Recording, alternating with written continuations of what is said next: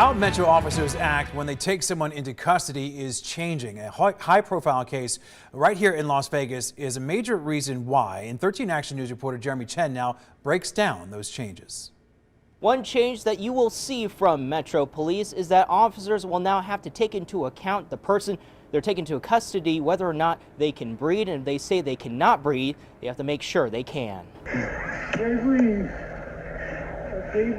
The arrest and death of Byron Williams still being discussed at a fact-finding review Friday. Williams died in custody last September after being arrested for a traffic violation where he had no lights on his bicycle. He was eventually taken into custody where he lied on his stomach and complained he couldn't breathe. Paramedics were asked to come out and help, but he later died at the hospital.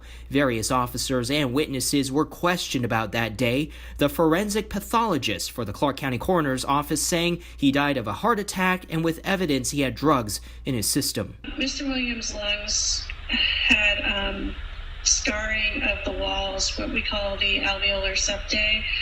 This is the area where the oxygen goes across into the tissue, into the bloodstream in the lungs.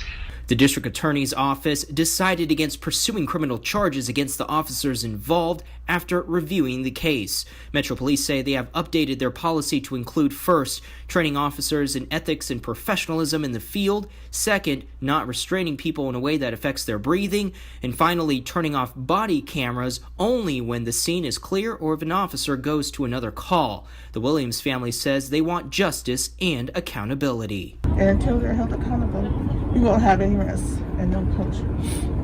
But he was definitely a beautiful man. The Williams family says they are still continuing to pursue wrongful death and civil rights lawsuits. Jeremy Chen, 13 Action News.